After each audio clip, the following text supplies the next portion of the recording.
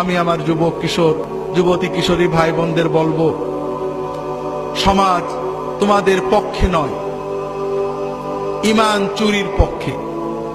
পিতামাতা তোমাদের ছেড়ে দিয়েছেন, তবে অন্তত নিজেদের ভবিষ্যতের দিকে তাকিয়ে, দুনিয়ার ভবিষ্যৎ আখিরাতের ভবিষ্যতের দিকে তাকিয়ে নিজেরা সাবধান হও।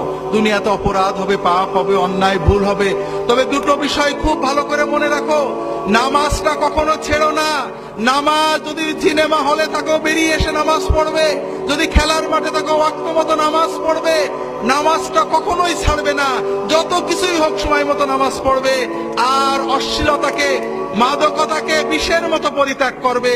এই দুটো বিষয় যদি তুমি ঠিক রাখতে পারো, ইনশাআল্লাহ অন্যান্য ভুল ত্রুটি তওবা করবে, ভালো হবে, খারাপ হবে, এই নামাজ তোমাকে আল্লাহর পথে টিকিয়ে রাখবে।